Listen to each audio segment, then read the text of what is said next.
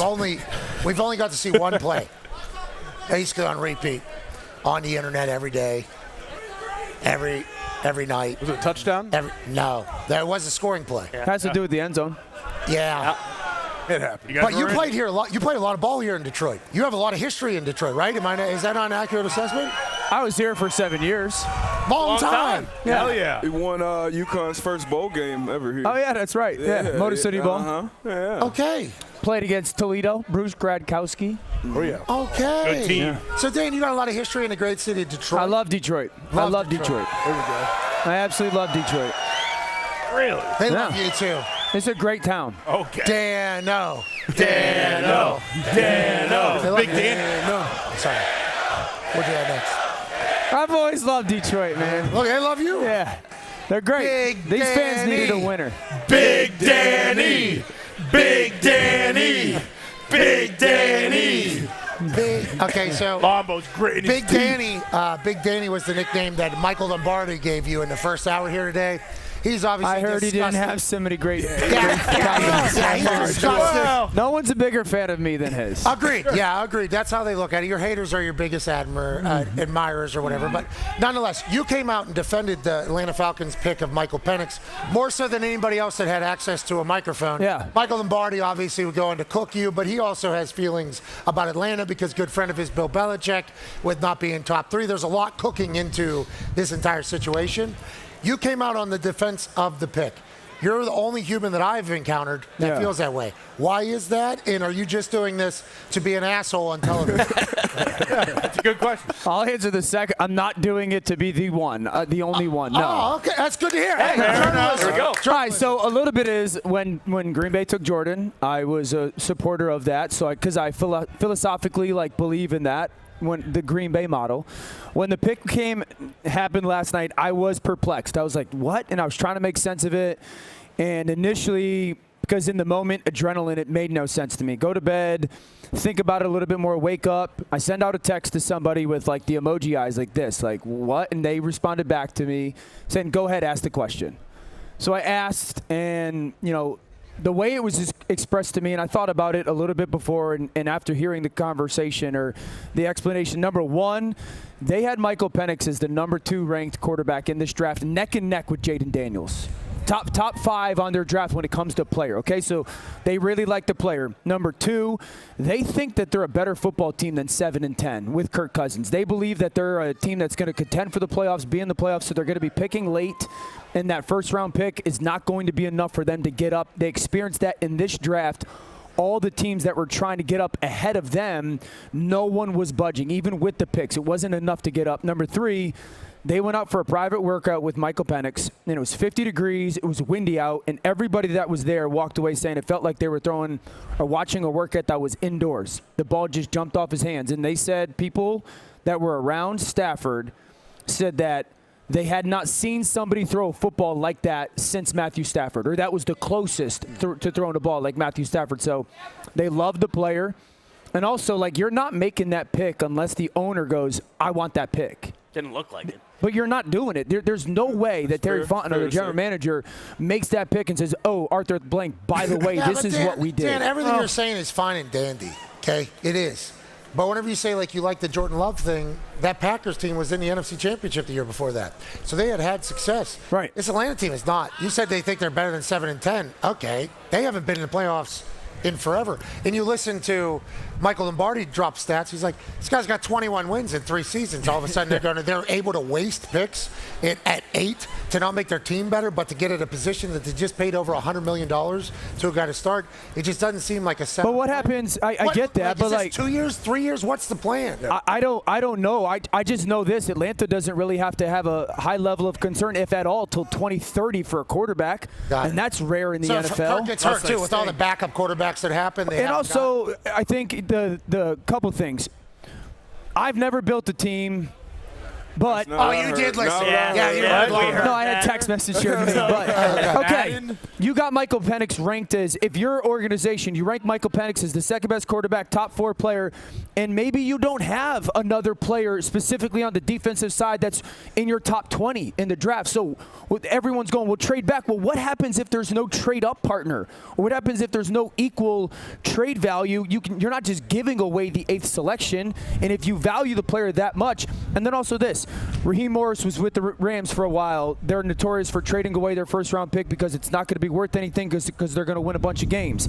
Terry Fontenot was with the New Orleans Saints when they didn't have a plan for quarterback after Drew Brees, and they mired in trying to figure it out. Arthur Blank has been trying to replace Matt Ryan since he left. So, there's a lot of people attached to the organization that have been in the quarterback, what are we going to do, purgatory for a while. And so, I understand both elements of it. I do, but I completely understand and agree with why Atlanta did it. Got it. Connor has a question. I mean, if they suck, Oh man. What about his age?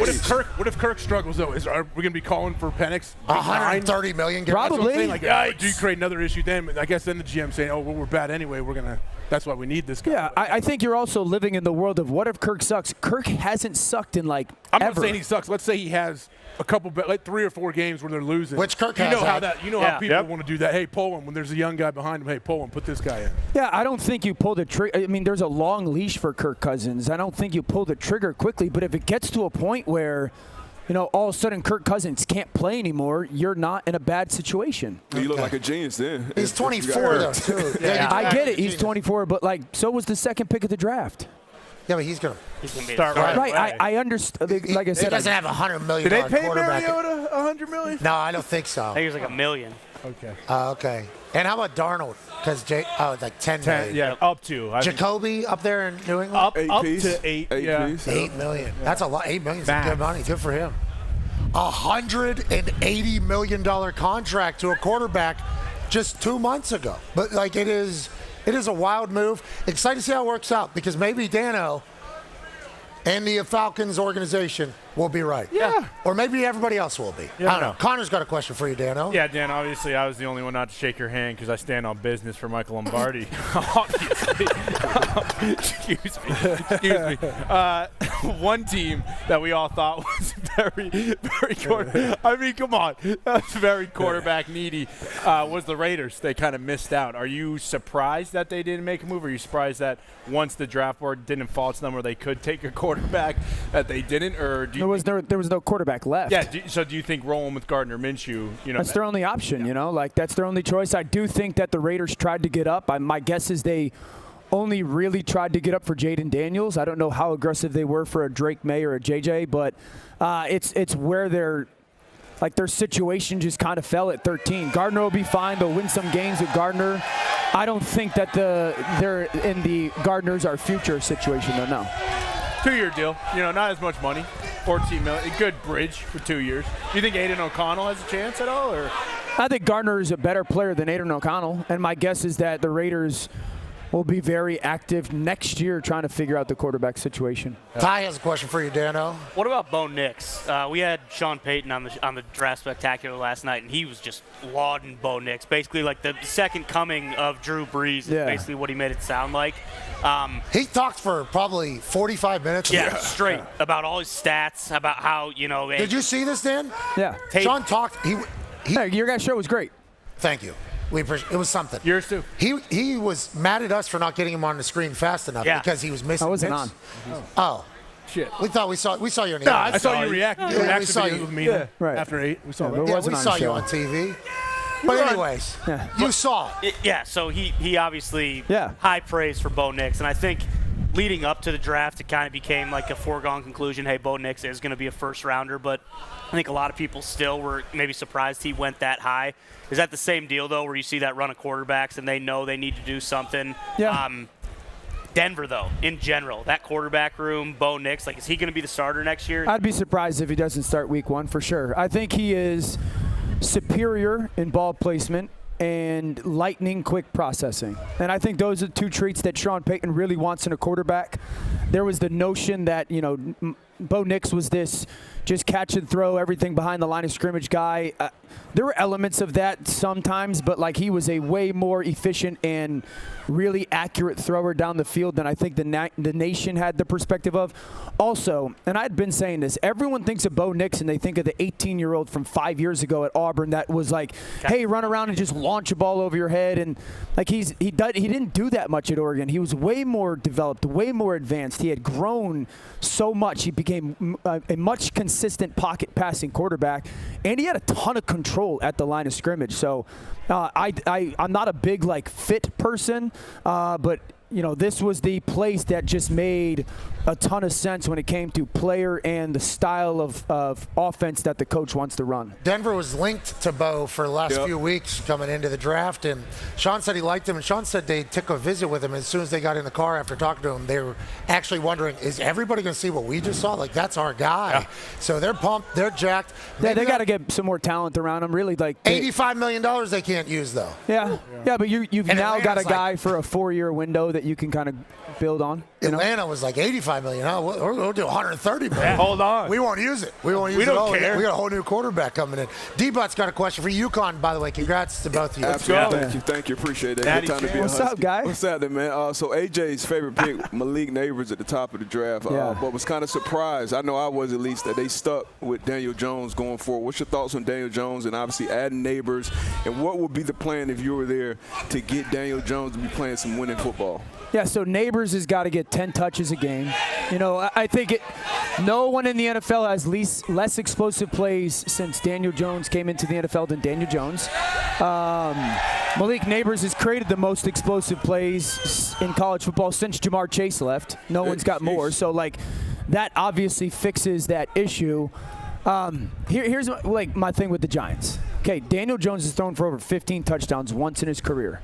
Let's say that he plays this guy stinks. Above average this year for him, and he throws for 20 touchdowns and 3,500 yards. Next year, then, you're faced, if you're the Giants, going, okay, are we going to pay Daniel $42 million, or do we have to figure out our quarterback situation then? Are you going to pay $42 million for, average quarterback play? I think it's going to be their situation.